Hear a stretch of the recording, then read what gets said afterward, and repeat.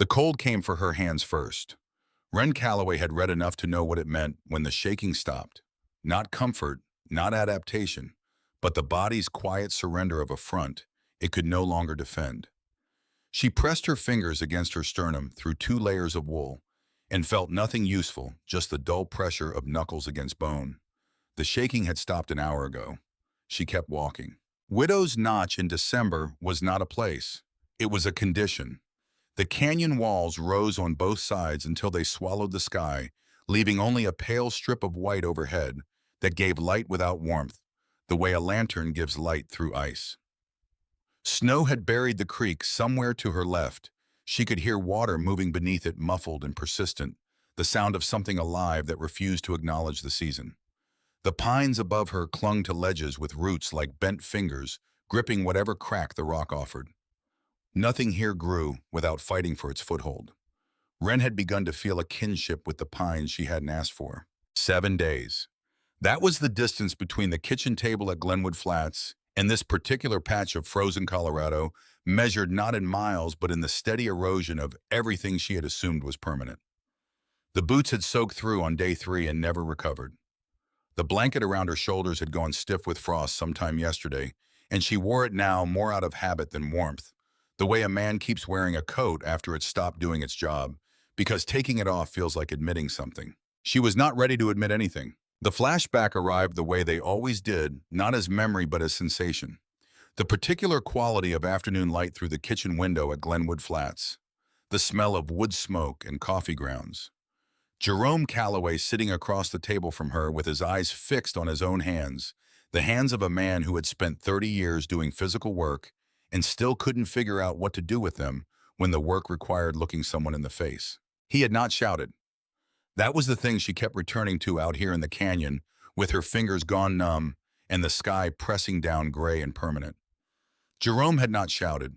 He had spoken in the flat, reasonable tone of a man who had thought this through carefully and arrived at a conclusion he considered fair, which was somehow worse than cruelty because cruelty at least acknowledged that something was being taken. "You're 18. A pause during which he had studied a knot in the pine tabletop with the concentration of a man who had found something genuinely interesting there. "The law says I don't owe you another winter." Wren had waited. There was always the possibility of more an explanation, a qualification, some signal that this was difficult for him rather than practical. She had sat very still and given the silence every opportunity to become something other than what it was. "You'll find work. You're capable." She had looked at him, then really looked, cataloging his face the way she had learned to catalog weather for information, not sentiment. Jerome was 52 years old, with the kind of face that outdoor work carves into men who don't protect themselves from it. He had not been a cruel stepfather, not in the ways that left marks. He had simply been absent in all the rooms that mattered, retreating to barns and fence lines, and any geography that put distance between himself and the slow catastrophe of her mother's dying. She had studied his face for the things she expected to find there. Guilt, discomfort, the strain of a man doing something he knew was wrong, but had decided to do anyway. Instead, she found something that cut deeper than any of those relief. It was in the slight relaxation around his eyes, the fractional settling of his shoulders. He was relieved that she was not making this harder. Wren had stood up, pushed her chair in with both hands, said, "Fine," in a voice that came from some very quiet, very cold place inside her, and walked to her room. She had not slept. She had packed with the systematic efficiency of someone who had spent 2 years managing a household alone, which items weighed least for the warmth they provided, which tools earned their place in limited space, which things were sentimental and therefore a liability she could not afford. At the bottom of the pack, she laid her mother's journal still in its cloth cover, still unread. She was not ready. She might never be ready. She took it anyway. Before she left, she opened the door to her mother's room for the first time since the funeral. The air inside was cold and still, holding the particular quality of spaces that have been sealed against the living. Dust had settled on the dresser like a fine gray blanket. The curtains were drawn. The bed was still made the way Wren had made it on the morning her mother stopped breathing, corners tucked with the precision of someone who needed in that moment to do at least one thing correctly. The journal had been on the shelf beside the window. She took it without opening it and walked outside. By noon, she was moving north through the first proper snowfall of the season, and the farm behind her disappeared the way things disappear in snow gradually, then completely. That had been 7 days ago. She stopped walking. Something had touched her face. Not wind, she had been walking into wind for 6 hours and knew its texture intimately by now. The way it found the gap between collar and jawline. The way it pushed against closed eyelids with a persistence that felt personal. This was not that.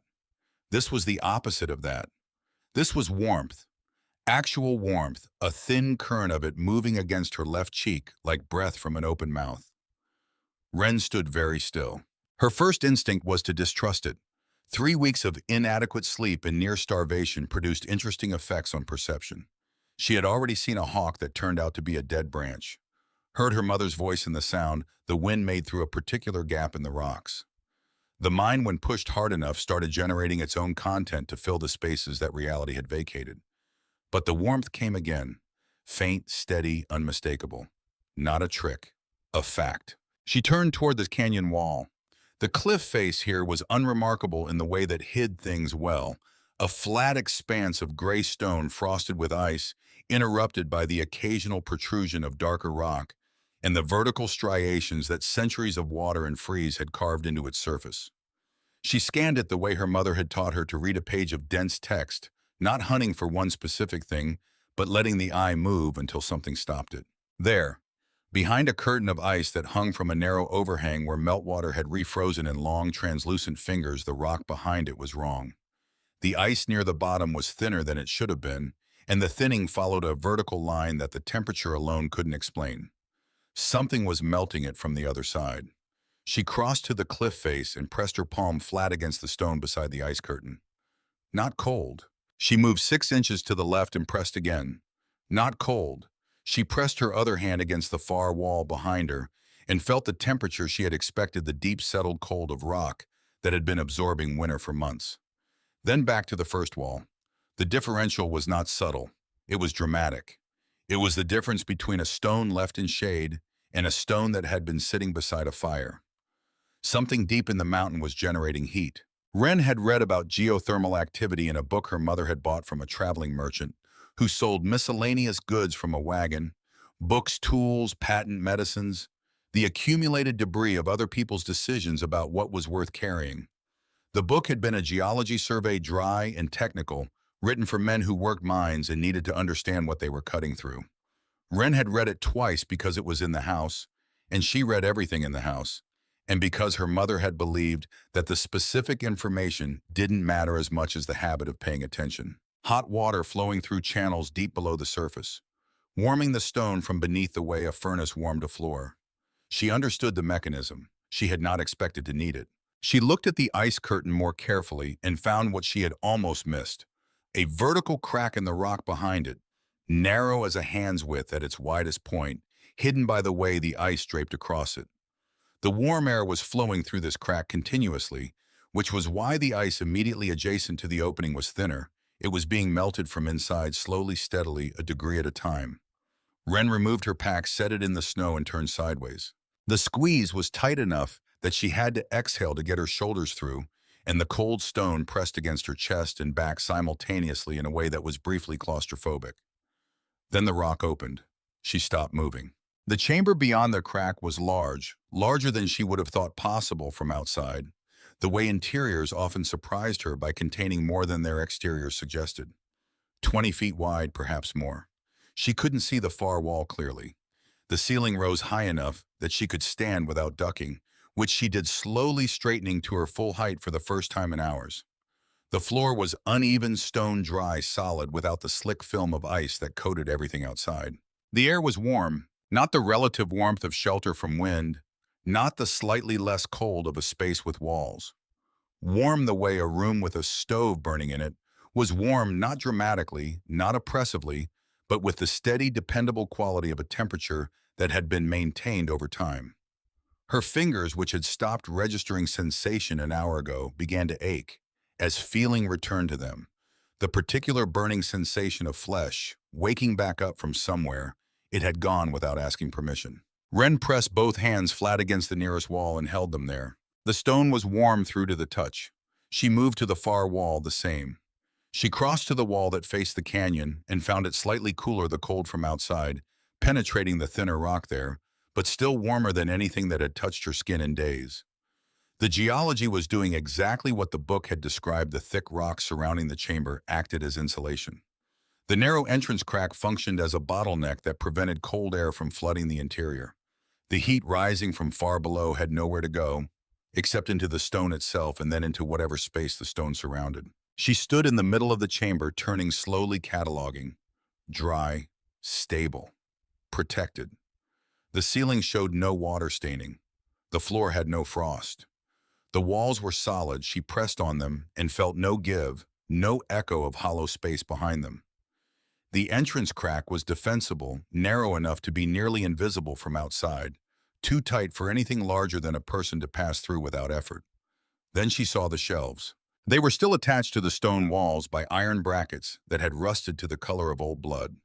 The wood of the shelves themselves warped and gray with age, surfaces gone soft with the particular texture of wood that has spent decades absorbing and releasing moisture in a temperature-stable environment. They were not fallen, not collapsed, just old enough that whoever had hung them was probably not alive to see what had become of them. Someone had lived here. Not recently.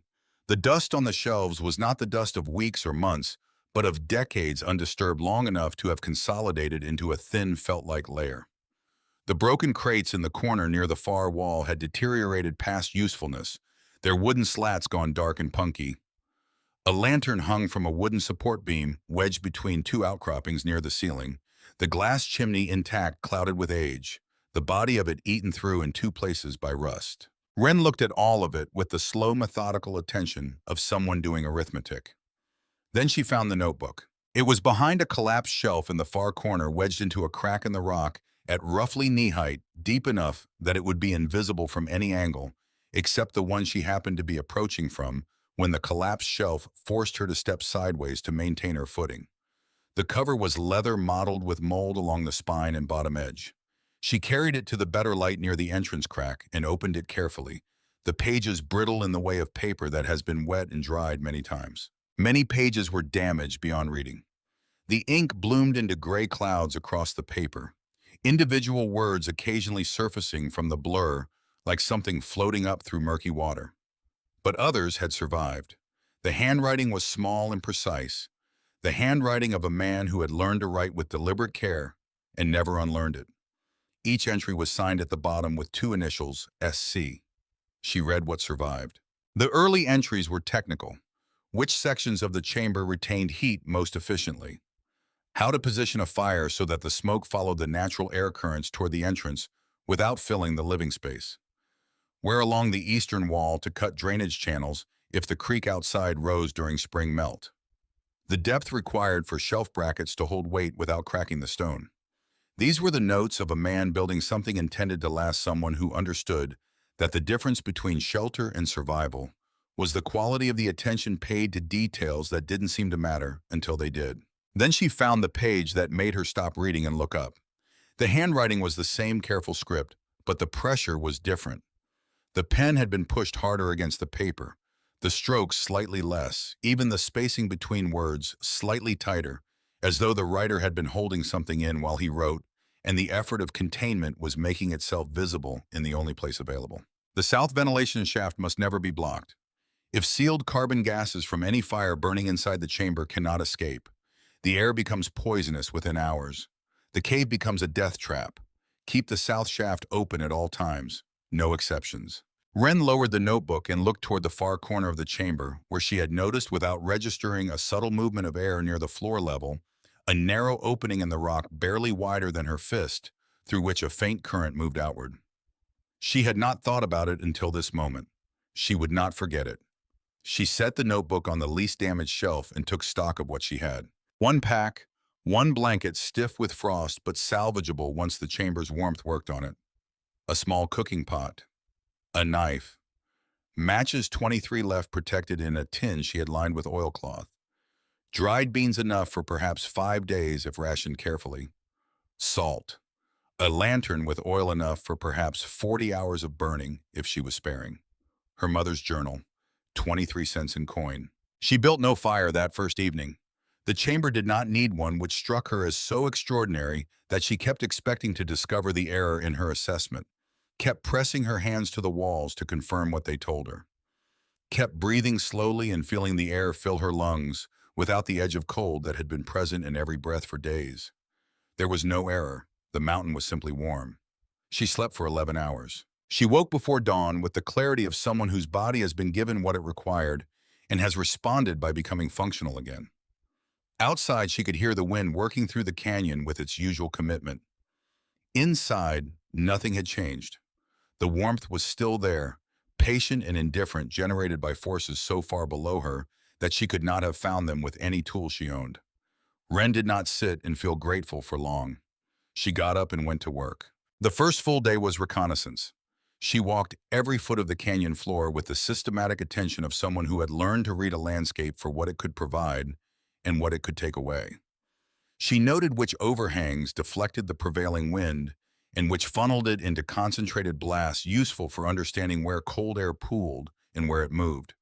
She examined the creek bank for the waterline marks left by spring snowmelt, studying the stain on the rock to determine how high the water had risen and which areas of the canyon floor flooded seasonally.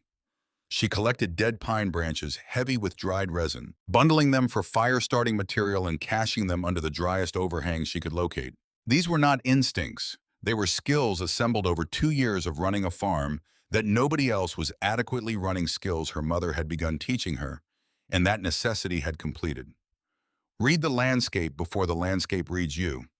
The question is always the same: where is the danger? Where is the resource? What needs doing first? She spent the afternoon beginning repairs inside the chamber. The shelves were the first priority. She needed surfaces for her supplies and for the tools she intended to acquire. She salvaged the least damaged boards from the collapsed crates and used the iron brackets already set in the wall as anchors, testing each bracket by hanging her full weight from it before trusting it with anything else. 2 held. 3 required resetting, which she accomplished by packing the loosened stone around the bracket stems with smaller stones and a paste of wet clay she scraped from the creek bank. The work was slow, cold-fingered, exact. She was midway through resetting the 3rd bracket when she heard footsteps outside. She stayed very still. One person she judged from the pattern, a single set of boots crunching through the snow with the unhurried gait of someone who was not trying to be quiet because they had no reason to expect to need to be. The footsteps slowed near the entrance, paused, continued, paused again.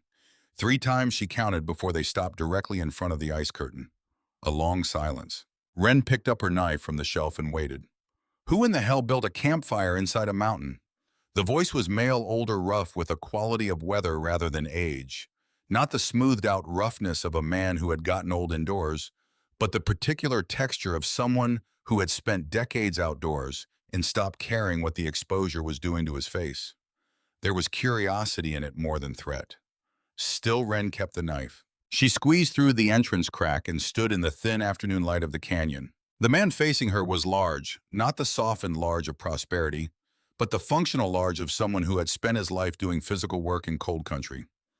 50-something years old, she estimated, with a gray beard that had not seen scissors since at least October, and hands that bore the particular scarring pattern of long-term trapping work, the small cuts and burns that accumulated across knuckles and palms from decades of handling metal tools in freezing temperatures.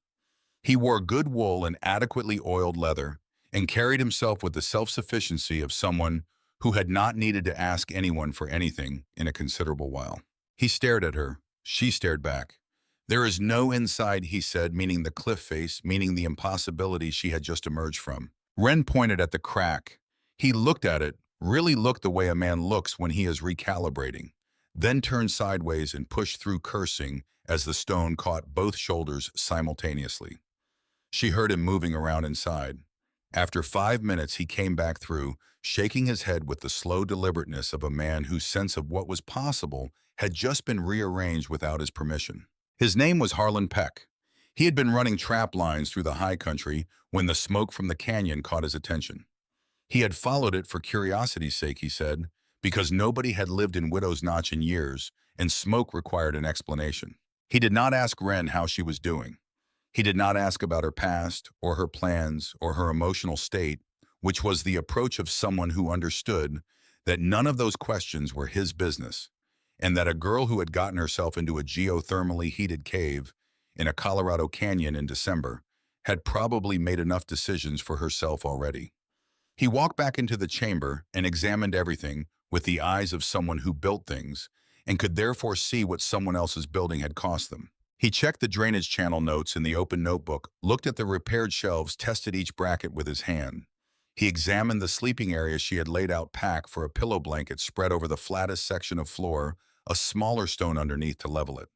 He frowned at the floor. He went back outside without a word. She heard him moving in the brush along the creek bank, 20 minutes perhaps more.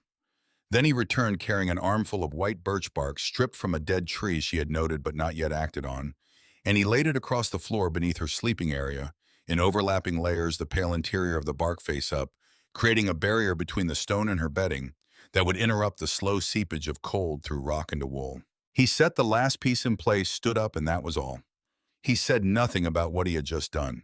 He picked up his pack from where he had set it near the entrance and looked at her with the evaluating attention of someone deciding whether a piece of equipment was going to hold up. "You know whose land this is?" She did not.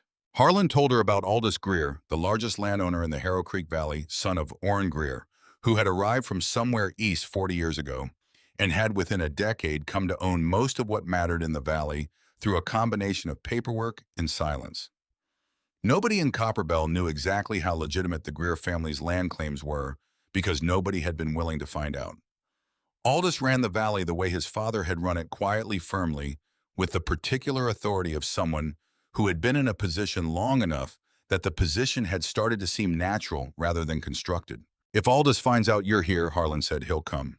Wren looked at the canyon walls rising dark above them, the pines clinging to ledges with their frozen grip, the sky gone the deep purple of late afternoon in December. The warmth from the chamber entrance moved against her back. "Then let him come." The words came out quieter than she had intended, which somehow made them sound more certain rather than less. Harlan studied her for a moment with the expression of someone recognizing something they had seen in a mirror a long time ago. A specific variety of resolve that appears in people who have nothing left to lose and have therefore made their peace with the consequences. He picked up his pack and started down the canyon toward the valley. "I'll ask around," he said without turning back. "Those initials in the notebook. I might know that man." The sound of his boots in the snow faded, and then the canyon held only the wind and the muffled creak, and the particular quality of silence that comes at altitude in winter. Not the absence of sound, but its replacement with something older and colder, and completely uninterested in the concerns of whoever happened to be standing in it. Wren went back inside. The warmth met her at the entrance like a hand pressed against her sternum, steady, solid, asking nothing. She sat down on the birch bark with her back against the warmest wall and looked at the two notebooks on the shelf. SC's leather-bound record of a life built in this exact space, and her mother's cloth-covered journal of a life that had come apart in a bedroom in Glenwood Flats. She was still not ready to open her mother's. She picked up SC's instead and turned to the page with the warning about the ventilation shaft, reading it again in the dim light. Then she set it back on the shelf and looked at the narrow opening in the far corner where the air moved outward through the rock, steady and invisible, doing its work whether anyone paid attention to it or not. She would pay attention to it. She would pay attention to everything in this space that required it, because this space was asking nothing from her except that she be present and capable, and that was a transaction she understood. 4 days later, Aldous Greer rode into the canyon. He came on a gray horse, the expensive kind, well-fed through a winter that had been hard on livestock, which said something about the priorities of the man who owned it. A second rider followed on a bay younger, with the careful posture of someone hired to be visible rather than specifically useful. Both men wore sidearms in plain sight, not drawn, just present. The grammar of authority in country where the law was whatever the man with the most land said it was, and everyone else had learned to speak that grammar fluently enough to understand what it was saying without requiring it to be said directly. Greer stopped his horse near the frozen creek and called toward the cliff face. His voice had the flat, carrying quality of someone who had spent decades making themselves heard across distances without raising the register, the voice of a man who had never needed to shout because the people he spoke to had learned to listen carefully. Wren emerged from the crack and stood facing him in the thin December light. He was broad through the shoulders, mid-50s, wearing a leather coat that represented more money than everything she had owned combined before she walked out of Glenwood Flats.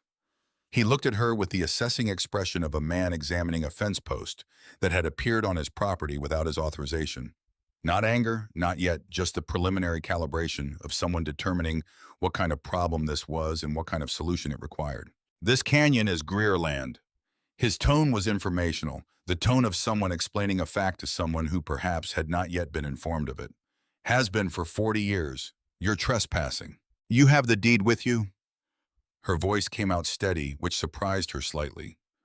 The question was genuine, not a challenge exactly, not defiance, just a real question about documentation, the kind of person asked when they wanted to understand the actual legal situation rather than the asserted one. Something shifted in Greer's eyes. Small, controlled, barely visible, but she saw it because she had spent 2 years reading Jerome Calloway's face for exactly this kind of small, controlled shift, the signal of a man who had been asked something he had not expected and was deciding how to respond to it. He was not accustomed to questions from people standing on what he considered his ground. He was particularly not accustomed to them from 18-year-old girls in frost-stiffened blankets. I don't need documents in my own valley. He let the pause do its work, then added, You have 3 days. He turned his horse. Before the sound of hooves had carried him out of earshot, he spoke one more time without looking back, the particular vocal delivery of someone who wanted their words to arrive after they had already moved on, so the words would have to stand alone without the softening effect of a face attached to them. Winter is long up here, Miss Calloway. A lot can happen that nobody ever hears about. Then the canyon absorbed the sound of the horses and returned to its ordinary silence. Wren stood at the entrance of the cliff face for a long time after they were gone. She was aware of the warmth at her back, flowing from the crack in the rock, as it always did, indifferent to everything that had just happened, generated by forces so far beneath the surface of events that they simply continued regardless. She was aware of the cold on her face, the wind still working through the canyon, with its usual thoroughness, finding every exposed inch of skin with the patience of something that did not need to hurry because it was not going anywhere. She went inside, picked up the hand axe Harlan had left leaning against the wall near the entrance, and carried it to the small pile of pine rounds she had been accumulating against the far wall. She set the first one upright on the flat splitting stone she had dragged in from the creek bank 3 days ago. The axe fell. The pine split clean along its grain, the two halves falling apart with a sound like something giving up. She set the next one up. The rhythm established itself to lift the fall, the clean crack of wood finding its seam, and her mind settled into the quiet that physical work produced when the work was hard enough to occupy the hands completely. She did not name the fear. Naming it would have required stopping, and she could not stop yet. The pile of split wood grew. Outside, the canyon held its cold. Inside, the mountain kept its warmth patient and geological, and completely committed to the long work of staying exactly what it was, regardless of whoever arrived to tell it otherwise. The notebook gave up its secret slowly, the way the canyon gave up its cold, grudgingly in stages, never all at once. Wren had been reading SC's surviving pages for 3 days, working through the water-damaged sections, with the patience of someone assembling meaning from fragments holding damaged pages at different angles to the lantern light, coaxing individual words out of the gray bloom of old water stains. Most of what survived was practical, the notes of a methodical man recording what worked and what didn't, with the economy of someone who wrote for himself rather than an audience. But buried between a passage about chimney draw angles and a diagram of bracket placement was a page where the handwriting changed character without changing hand. Same careful script, different pressure. The letters were formed with the same precision as everything else in the notebook, but the pen had been pushed harder into the paper. The strokes slightly compressed the margins, abandoned the writing of a man who had run out of patience for the performance of calm while still being unable to abandon its forms. She read it twice before she trusted what it said. Shire came back today.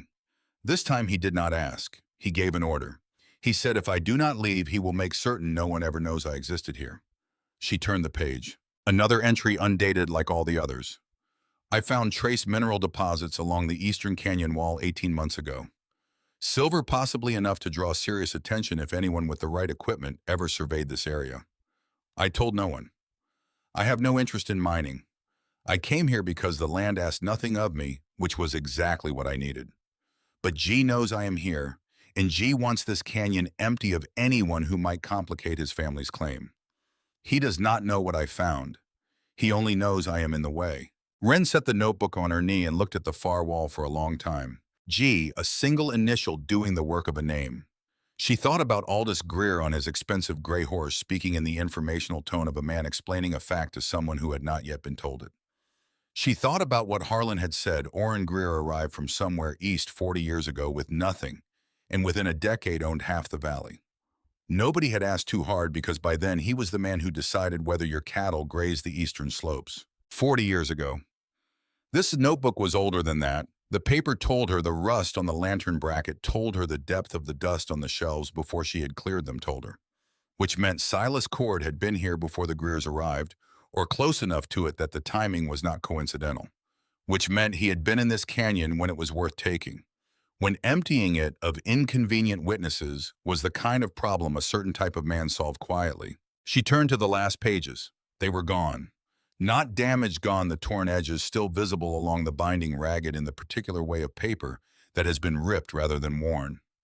Someone had removed them deliberately.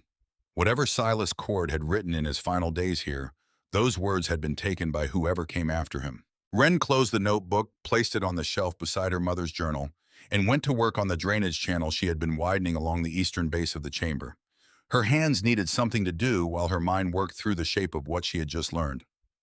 Harlan arrived the following afternoon with a brace of rabbits, a good steel knife, and information assembled, the way he assembled everything carefully, quietly, from sources he trusted. He had asked around, he said, sitting at the entrance with his back against the rock in the thin winter sunlight. Not broadly, specifically. The oldest men in Copperbell remembered things that younger people didn't bother to carry because the past felt less urgent than the price of feed. One of them remembered a name, Silas Cord, a miner who had lived alone somewhere in the high country around Widow's Notch.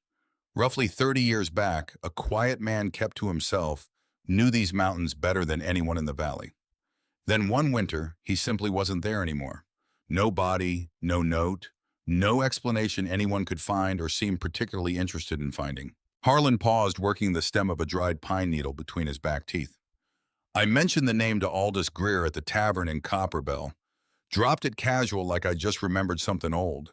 Said I'd heard there used to be a miner up in the Notch years back. Fella named Silas Cord, wondered whatever happened to him.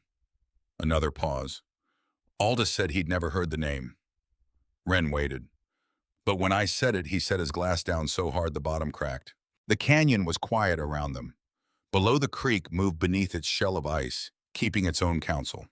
Wren looked at the two notebooks on the shelf through the entrance crack and felt the particular cold that has nothing to do with temperature, the cold of understanding something you cannot unlearn.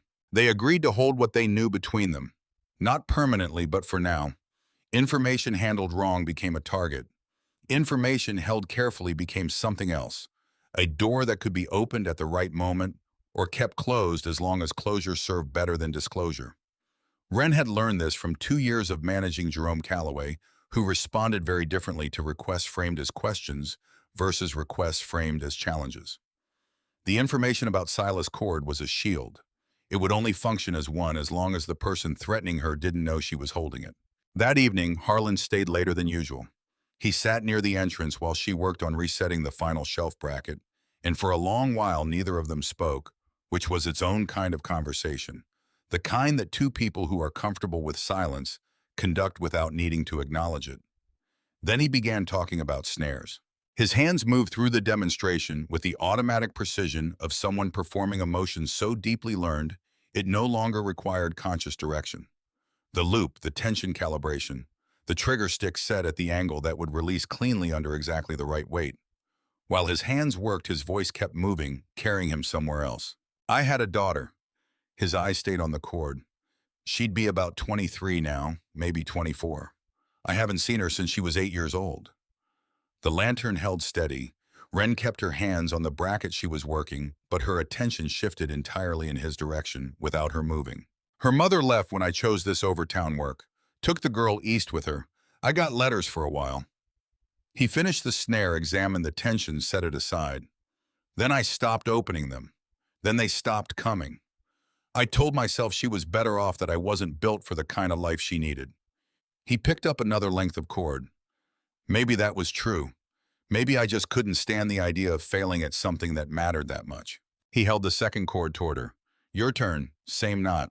She took the cord and began forming the loop. She did not offer comfort. She had none that would have been honest. Nothing that wouldn't have required pretending she understood a choice she didn't understand and wasn't sure she should.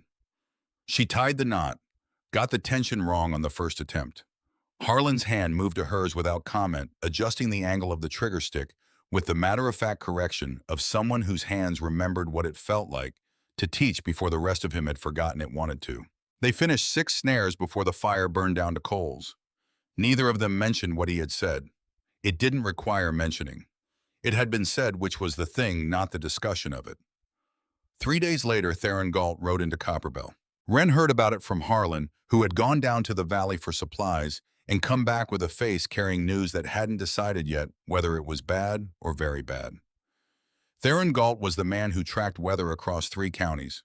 Not a meteorologist in any formal sense, just a man who had spent 20 years paying close enough attention to the patterns of sky and wind and snowpack in the San Juan Range that the ranchers and merchants of 5 valley towns had learned to stop whatever they were doing when his horse came through. The northern station had sent signals, a storm system forming over the Canadian border larger than anything recorded in 30 years. Sustained blizzard conditions, temperatures lower than any living person in Harrow Creek Valley had experienced. Heavy accumulation, duration possibly a week, possibly longer. Aldous Greer had stepped forward from the edge of the gathered crowd, Harlan said, and spoken in his carrying voice about how houses in this valley had survived plenty of winters, that they would manage. His barn could shelter 30 people. Then he had looked toward the mountains, toward Widow's Notch specifically, and added that there was certainly no need for anyone to crawl into a hole in the rock like an animal. A few people laughed. Edna Cole, standing behind her store window, had not. The following morning, Wren went down to Copperbell herself. She needed Edna Colt to see the chamber, not to be convinced, not to be persuaded, but simply to see it, because Wren had learned in 2 years of managing a household that there were things you could describe accurately and still have people disbelieve until the visual evidence made disbelief impossible.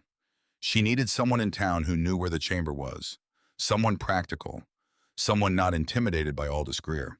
2 days before the storm was predicted to arrive, Harlan brought Edna up the canyon trail. Edna Call was 62 years old, with silver hair pulled back in a style that had probably not changed since the 1860s, when she had spent 2 years in field hospitals during the war between the states, doing work that no one had asked her formally to do, but that nobody had formally prevented either.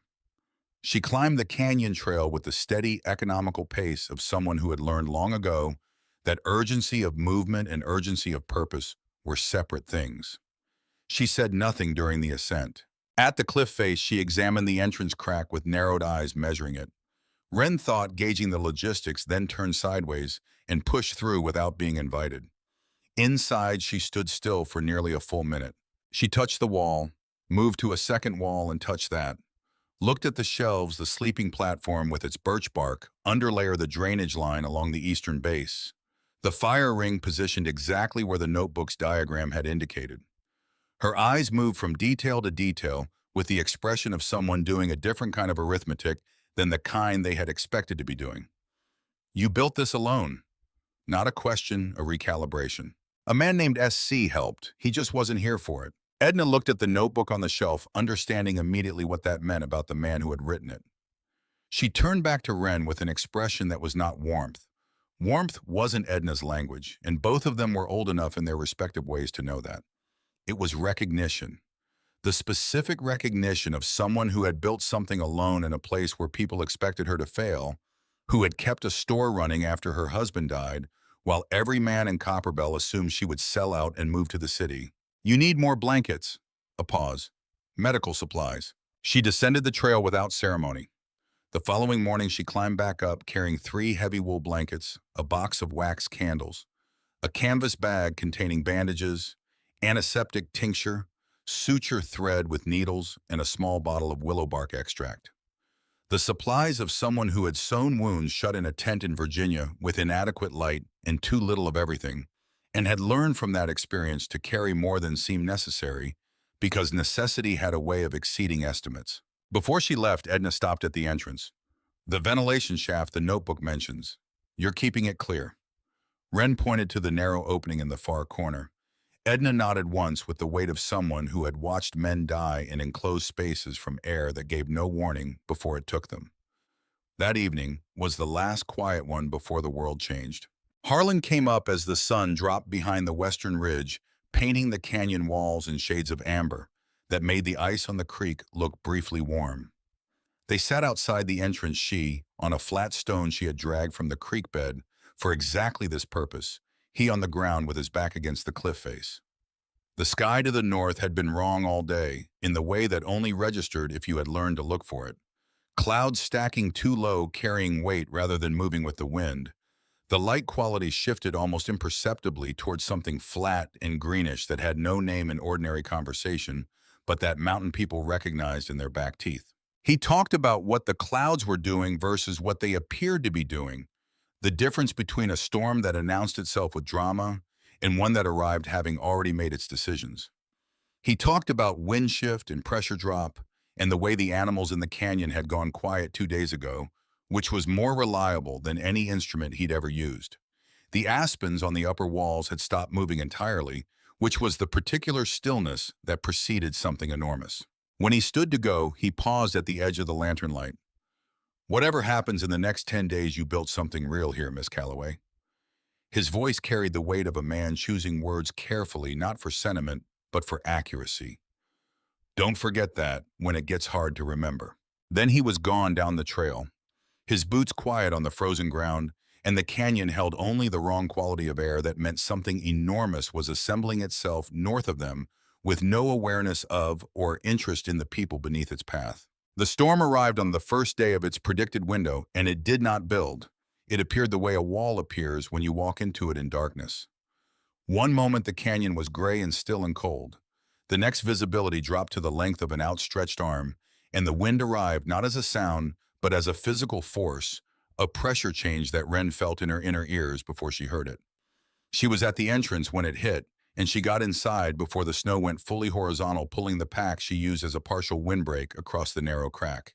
Inside, the lantern flame held. The walls held their warmth. Outside, the storm committed itself to being what it was without apology. Willis Tanner knocked on the evening of the first day, the knock of hands that had lost most of their dexterity to cold, but still remembered what they were supposed to be doing. Wren went to the entrance. Willis was 72 years old, with the residual bulk of a man who had been significantly larger in his working years, wearing a coat inadequate for what the temperature had become, his lips the color of a bruise. Peril stood against him with her eyes half closed in the particular way of someone who has stopped fighting and is simply waiting for whoever is in charge to make a decision. Our stove failed. Willis's voice was barely functional, the words abraded like stone across stone. Firebox cracked. We couldn't keep it lit. Wren stepped aside. Come in. Over the next 3 days, the chamber filled. Not all at once, in ones and twos, each arrival preceded by the same barely audible knock, each face wearing the same expression of bewildered relief at the warmth that met them through the crack. A trapper whose cabin roof had caved under 3 feet of accumulated snow. A widow in her 60s who had burned through her firewood supply on the first day. A family with 2 children, the younger one silent, in the way that frightened Wren more than crying would have the silence of a child whose body had directed all available resources inward. Harlan arrived on the second day, half frozen, his beard carrying solid chunks of ice that were only beginning to melt in the chamber's warmth. He told her what he had seen coming up from the valley, 3 cabins with collapsed roof sections. One family that had lost their livestock in the first 12 hours, roads buried past any possibility of travel. Aldous Greer's barn, large enough to shelter 30 people, remained locked. Greer was using the emergency the way his family had always used resources, as currency, admitting only those whose gratitude would cost him nothing and buy him something useful later. Calvin Pratt arrived on the 3rd day, wet to the skin, moving with the careful deliberateness of someone managing the last of their physical reserves. He ducked through the entrance crack and straightened into the warmth and stood for a moment with his eyes closed. He opened them. He saw her. The color that moved across his face was not from cold. He was warming rapidly, and this was a different kind of heat entirely. He was 45 years old and had laughed loudest among the men at the tavern in Copperbell when someone brought up the girl living inside a cliff, and now he was standing in her home because his alternatives had run out. Wren crossed the chamber and handed him a blanket. She did not speak. There was nothing to say that would have been better than the silence which contained everything necessary. The crisis came in the dark hours of the seventh day, when the chamber held 22 people, and the storm had settled into the kind of sustained ferocity that stops feeling like weather and starts feeling like a permanent state of affairs. She woke to a sound that was not wind, not the creak, not the breathing patterns of 22 sleeping people in varying states of exhaustion. A soft, rhythmic ticking, almost too faint to locate. She lay still for 3 full breaths, triangulating. Then she rose without lighting the lantern and moved toward the entrance by memory. The fracture line was visible even in darkness because the wall beside the entrance was slightly paler than the surrounding rock, and the fracture interrupted the smoothness in a way that caught the faint ambient light from the snow outside, filtering through the crack. It ran across the natural lintel above the entrance, the slab that formed the ceiling of the narrow opening from left to right, not yet through the full thickness, but advancing with the patient urgency of something that did not need to hurry, because the forces behind it were not tiring. 7 days of storm had packed snow unevenly against the outside of the cliff face. The weight was heavier on the left side, pulling the slab laterally, creating a bending stress it had never been designed to bear, because no one had designed it. It was geology, not architecture, holding its position through the balanced pressure of surrounding rock. Unbalanced load was finding its weakness. She moved to the ventilation shaft in the far corner without needing the lantern. She put her hand near the opening and felt what she had been afraid of. The current that normally moved outward through the shaft was barely present, a ghost of the airflow that should have been there.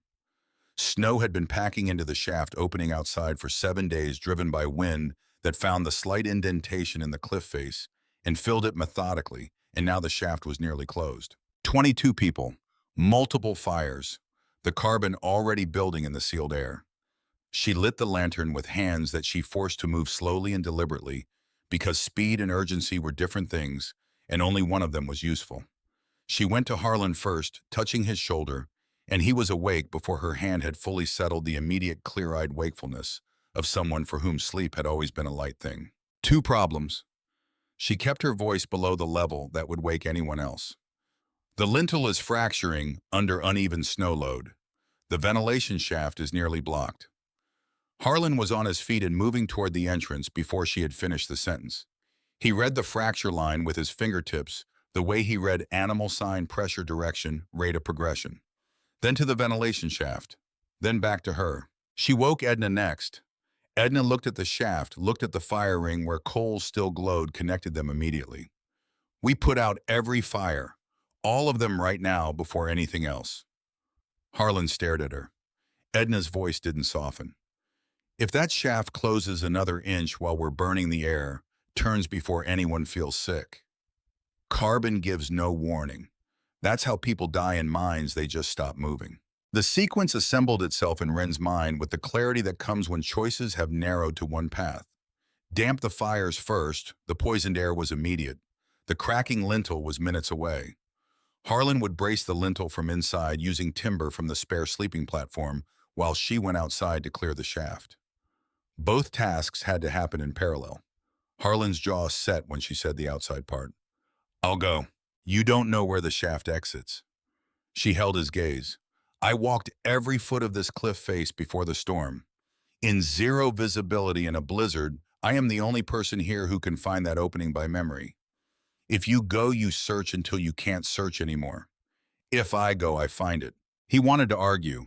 She could see it in the line of his shoulders, the way his hands had gone to fists at his sides, not from anger, but from the particular helplessness of a man who had spent 30 years making himself useful and was being asked to stay inside while someone else took the dangerous work. Edna put her hand on his arm, not gently. She's right. Let her go. The look Harlan gave Edna lasted 2 full seconds. Then he looked at the fracture line above the entrance. Take the rope. You lose the cliff face, you follow it back. She woke the chamber without preamble, her voice carrying enough authority to cut through the transition from sleep to alarm without tipping into panic. Every fire goes out now. temporary. Harlan is bracing the entrance from inside. She was going outside. Nobody else moves.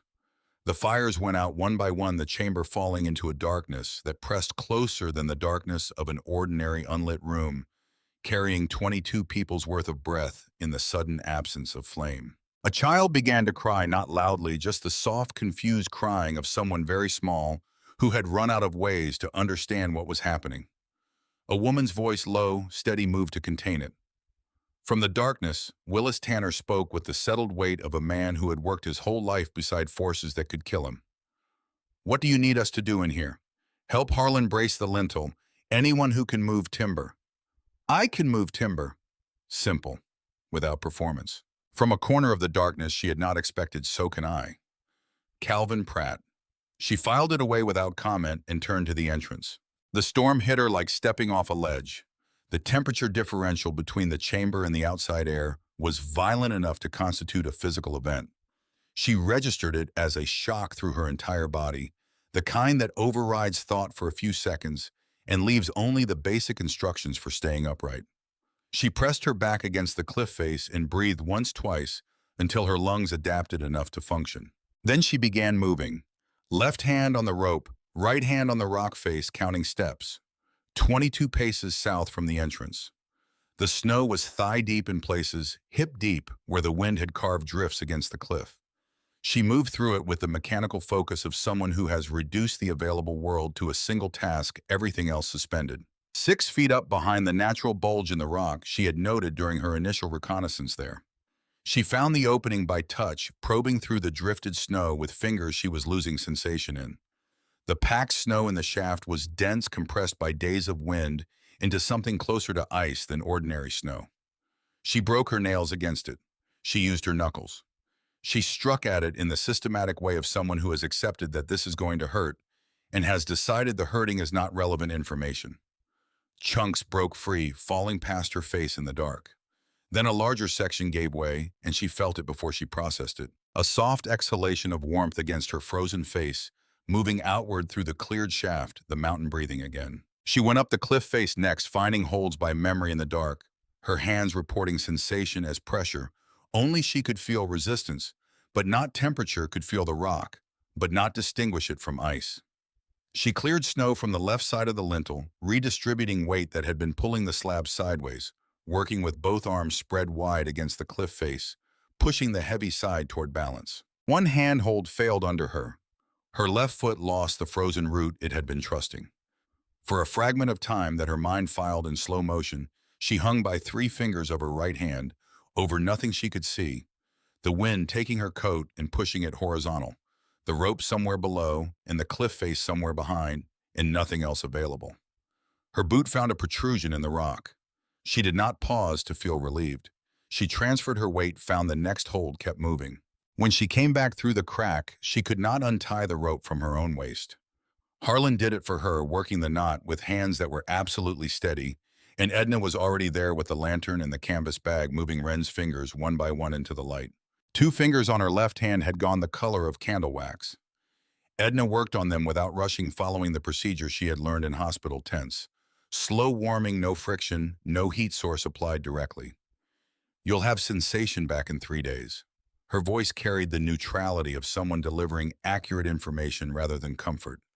"These 2 fingers will always feel cold. Reach them before it reaches the others, for the rest of your life." She didn't say she was sorry. The fingers were the price of the shaft being open, which was the price of 22 people breathing air that was not quietly killing them, which was arithmetic that resolved itself clearly enough. Harlan and Willis Tanner had braced the lintel with 4 upright timbers wedged between the slab and the floor, the improvised supports distributing the load across a wider base. It would hold through the remainder of the storm. Someone relit the fires.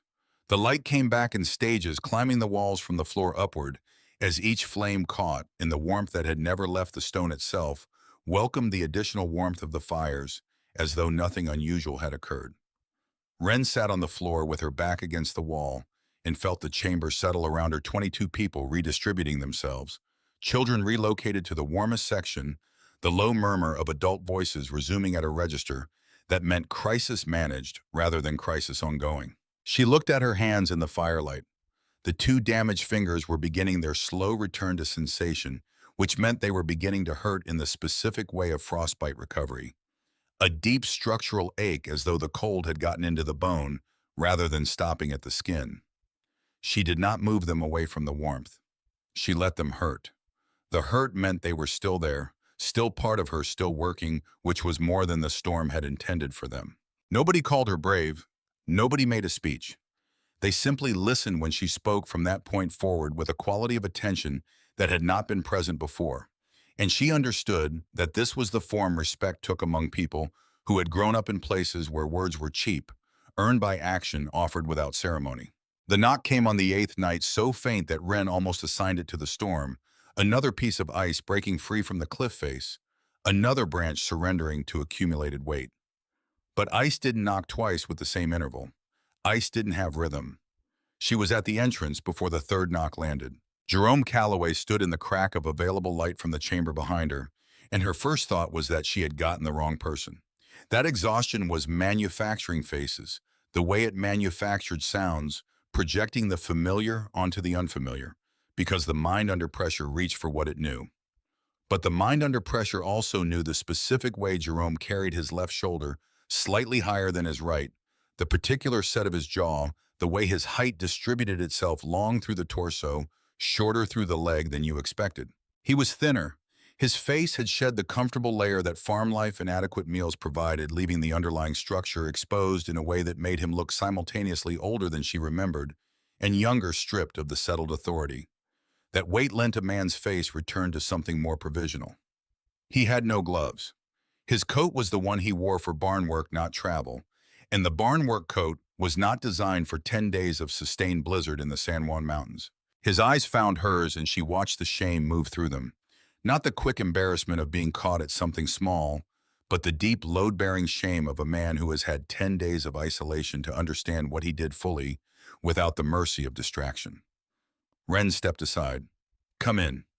She gave the words the same weight she had given them every other time. What they cost her was hers alone. Jerome moved past her into the warmth and stopped the way everyone stopped, the body requiring a moment to accept what the air was telling it. His eyes moved across the space, the shelves, the lanterns, the sleeping platforms carrying 22 people. The children in the warmest corner. Pearl Tanner sitting up with a blanket across her shoulders, drinking tea while Willis held her hand. His expression shifted through disbelief into something more complicated, the arithmetic of a man calculating the distance between what he had assumed and what he was looking at. Harlan registered the arrival without appearing to register it. He noted the way Jerome moved into the chamber without looking at Wren, the way Wren had positioned herself slightly away from him, the geography of two people sharing space with careful, practiced distance. He made room near the fire without being asked which was the right thing, without requiring explanation. Edna examined Jerome's hands with the impersonal efficiency of someone for whom injuries were information, rather than occasions for sympathy. 2 fingers on his left hand showed the early signs of frostbite, caught earlier in the process than Wren's had been. She worked on them in silence. Jerome sat still under her hands and directed his gaze at the fire rather than at anyone in the chamber. The roof went on day 3. His voice had the roughened quality of someone who had not spoken to another person in a week. He was talking to the fire, or to the general air of the chamber, which was one way of saying something difficult without having to hand it directly to the person it was meant for. The north section first, then the rest followed. By the time I got outside, there was nothing to save. Wren moved to the shelf where the 2 notebooks sat. She took her mother's journal and brought it back. She held it out toward Jerome. Last page. He looked at the journal before he touched it. His hand moved toward it, pulled back, moved again. The hesitation of someone who has decided to do something difficult, but whose body has not finished agreeing. He took it with both hands, the way you held something you knew might be heavy, and turned to the last page slowly. The handwriting on the final page was barely legible, even in good light. The shaking letters of a woman whose hands had stopped cooperating with what her mind wanted to say. The sentence stopped between words, the verb present, but whatever it was supposed to carry missing, cut off by a hand that had run out of time. The most important thing I want you to remember is, Jerome read it, then he read it again. Then he closed his eyes, and the single tear that moved down his cheek moved with the directness of something that had been waiting a long time to go somewhere. not the wet collapse of a man breaking down just one tear, moving through the grime on his face in a clean straight line. He did not wipe it. Edna had quietly shifted the nearest people into conversation, turning their attention with the practiced subtlety of someone who understood that certain moments needed witnesses and certain moments needed their absence. The chamber noise rose slightly around the perimeter while the center held its silence. Ren sat down beside Jerome. Not close enough for contact, not far enough for rejection. The exact distance of two people who have failed each other in different ways and have arrived at the place where the failure must be acknowledged before anything else can exist. She sat there and let the silence be what it was, not comfortable, not resolved, not even peaceful, but honest, which was rarer than any of those. Later, somewhere after midnight, by her reckoning, she heard Jerome move to the entrance crack. Shortly after came a sound she identified before she consciously processed it, the rhythmic splitting of wood, one piece at a time, steady and deliberate, carrying through the crack from the dark canyon outside. She lay in the dark and listened to her stepfather splitting wood in a blizzard because he had no other language available for what he needed to say. He had never learned to apologize with words.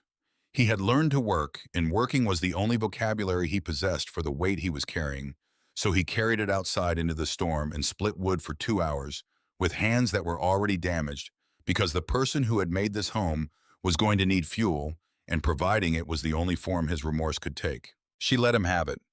Some people could only say the true thing with their hands, and taking that from them was a cruelty she had no intention of committing. Theron Galt arrived the following day, moving through the entrance crack with the posture of a man whose body had spent its reserves and was operating on principle alone. He was conscious-oriented, able to speak after 20 minutes beside the fire, and the first thing he did when his eyes had focused properly was look around the chamber with the expression of a man confirming a story he had not fully believed until this moment. So it's true. His voice still carried the raw edge of someone who had been breathing blizzard air for hours. He had spent the days of the storm moving between valley settlements, carrying information, helping where he could, the function he served in these mountains, regardless of whether anyone had formally assigned it to him. There is actually a warm house inside a canyon wall. Several people smiled, the specific smile of people who had laughed at the story once, had since spent 9 days living inside it, and found the gap between those two positions both absurd and instructive. Theron brought two things: news that the storm would break within 36 hours, and information about the Greer property, which he had passed on his way to the canyon. The barn was still locked. Lamplight showed through the board gaps. Voices carried faintly through the walls, chosen people sheltered in exchange for the debts of gratitude that Greer collected the way other men collected land. The barn that could have held 30 had been used as a tool of selection warmth, rationed according to usefulness rather than need. Ren looked at the fire for a long time after Theron finished. She said nothing because some information was not a problem to solve in the moment, but a condition to understand, and understanding it was enough for now. On the morning of the 10th day, Ren woke to something she had stopped expecting: silence. Not the muffled, pressurized silence of the storm, the silence of its absence. The quality of air that existed when the wind had stopped was different from the quality of air during a pause in the wind, and she knew the difference before she was fully conscious of knowing anything. She lay still for a moment, verifying. Then she went to the entrance. The canyon held sunlight. It came at a low angle, the angle of December sun in Colorado, but it came without obstruction, gold direct falling across the snow-covered canyon floor with the simple factual beauty of light that has been absent for 10 days. The sky overhead was the particular blue that follows a major storm, so saturated it looked applied rather than natural. Beyond the canyon mouth in the valley below, the smoke from surviving cabins rose straight up in the still air. Each thin column, a household still burning, still occupied. People began leaving throughout the morning. Willis Tanner came to her before he helped Peril through the entrance crack. He extended his hand. The handshake was the handshake of a man who had been shaking hands across a lifetime of transactions conducted between equals, firm held for a full beat, released cleanly. It communicated everything. Peril turned to Ren and put both arms around her without preamble, and the embrace lasted exactly as long as it needed to. Then she took Willis's arm for the descent, and the two of them moved down the canyon trail together with the careful deliberateness of people who understood that moving carefully was not slowness, but accuracy. A small girl from one of the families stopped at the entrance. She held out a piece of brown wrapping paper. On it, drawn in charcoal from the fire pit, was a mountain, and inside the mountain a small house with a triangular roof and a chimney trailing a thin curl of smoke. The girl looked up at Wren with the complete seriousness that only children possess in full measure. "That's your house." Wren took the drawing. "Thank you." The girl nodded and ran after her parents' boots crunching in the fresh snow. Calvin Pratt was among the last to leave. He stood at the entrance for what felt like a full minute, the visible effort of a man trying to assemble words into a configuration that would do what he needed them to do. He got as far as, "I just wanted to say that I," before the sentence lost its footing. Wren looked at him steadily. "I know." Two words carrying the weight of full receipt. She had heard the attempt. She understood what it was reaching for. She was accepting it as sufficient. Calvin Pratt nodded once, swallowed, walked down the canyon trail. Jerome waited until the chamber had emptied of everyone except Wren. He placed the journal on the shelf beside Silas Cord's notebook with the care of someone returning something they had been entrusted with and were aware they had not been entirely worthy of. He stood with his back to the chamber for a moment, looking at the two books side by side.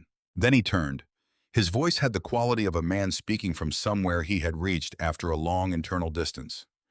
"Your mother, she used to say the ones who survive aren't the ones who have the most." A pause in which the storm's absence was very present. "They're the ones who notice what others walk past." His throat moved. "She was talking about you. She knew it when you were 9 years old." He stepped through the entrance. His silhouette moved down the canyon trail, growing smaller against the white expanse until the bend took him. And then there was only the trail and the snow and the thin, distant sound of the creek running somewhere beneath the ice, committed to its direction, regardless of what covered it. Wren stood at the entrance for a long time. She was not sure what she felt. There was no clean category for the specific mixture of grief and relief and residual anger and unexpected tenderness that Jerome Calloway produced in her. No single word covered the full range. She let it exist without labeling it. It would become something more specific over time, or it wouldn't. Either way, it was hers. 3 weeks later, when the snow had compacted enough to make travel reliable, Aldous Greer walked into the canyon. He came on foot, which was itself a statement. The horse would have communicated arrival, the expectation of being met on familiar terms. Walking communicated something else. Not humility exactly, but the acknowledgement that the terms had shifted, and that arriving on a horse might look like a man who didn't know that. He wore the expensive leather coat, but he wore it differently, the way a man wears clothing when he is thinking about something other than how he appears. He stopped near the frozen creek bed and called her name. She came through the entrance and stood in the winter sunlight. Greer made his offer without preamble, which she gave him credit for. A man who opened with flattery needed time to build towards something he wasn't confident about. Greer opened with numbers, which meant he had thought this through and arrived at what he considered the realistic price of the problem. The number was significant enough to start over anywhere in the country with enough left to build something rather than merely survive. In exchange, she would leave the canyon before spring. She would not return. She would never repeat the contents of the notebook or describe its author to anyone. He waited with the patience of someone who knew that silence after a large number was productive. Silence, the silence of a person doing arithmetic. You can't purchase something that kept people alive. Her voice came from the same quiet, cold place it had come from, in the kitchen at Glenwood Flats. Not loud, not heated, simply immovable. Something fractured in Greer's composure.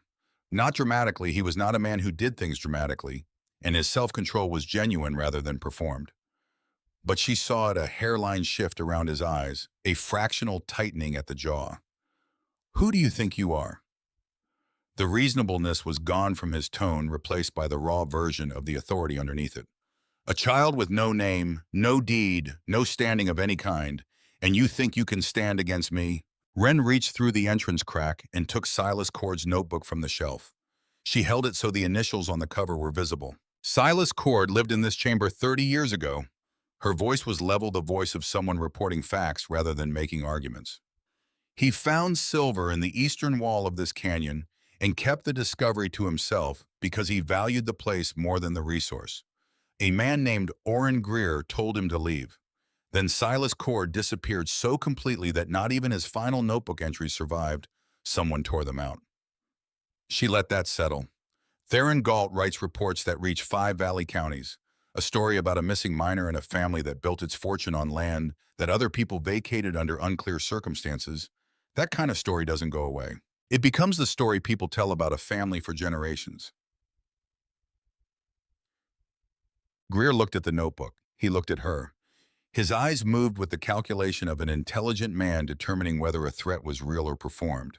Theron already has a copy. She kept her voice even. The map of the eastern wall, deposit the relevant notebook pages, the dates. I sent it with him when he came down from the canyon on the 9th day of the storm.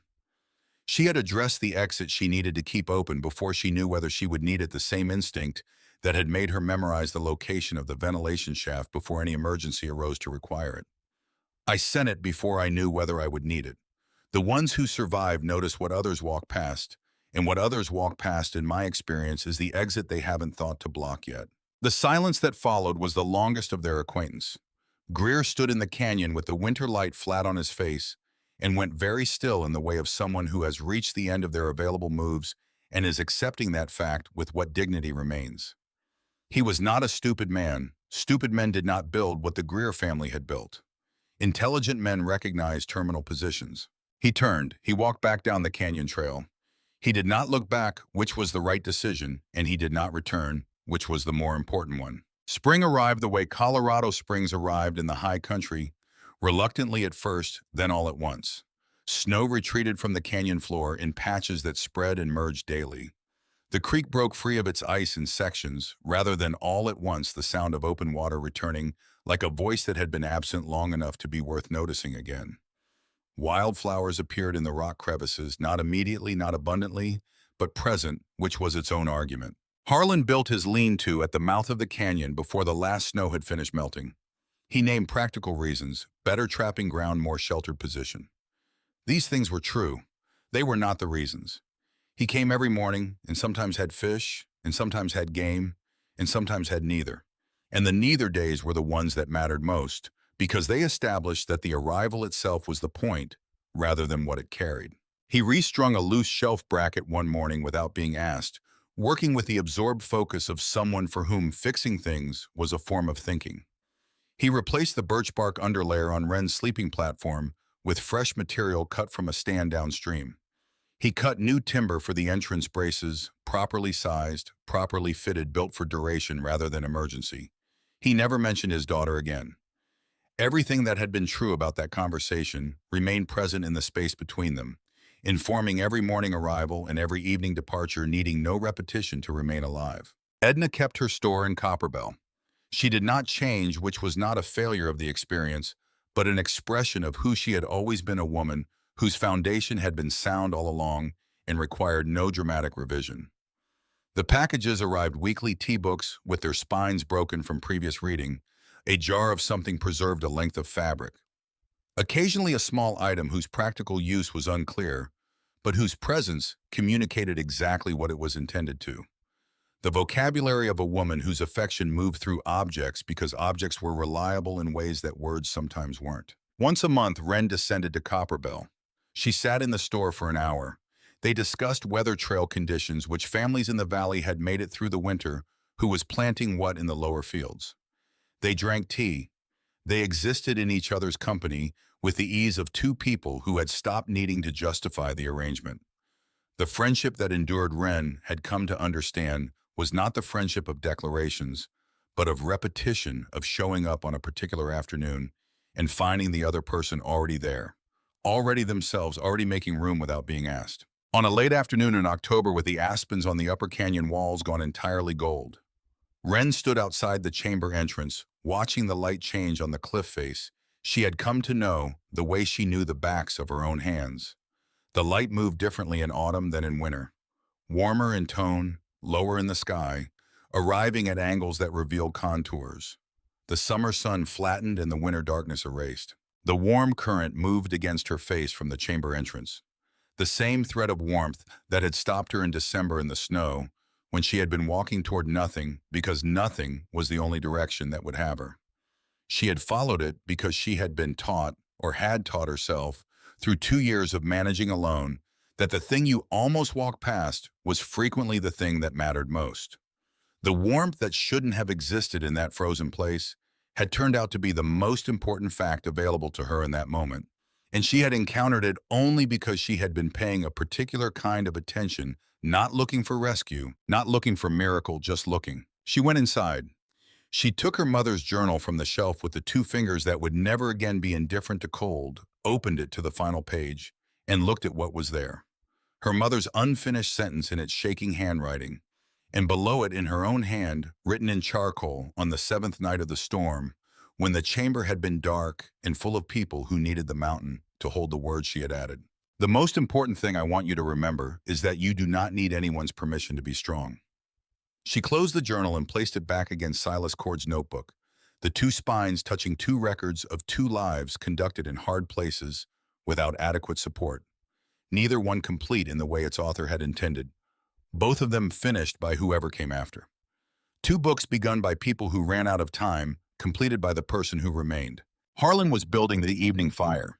He shifted without looking up when her footsteps reached him, moving a few degrees to his left to create the space beside the fire that was by now simply her space. The arrangement so established it required no acknowledgement, no ceremony, no explanation from either of them.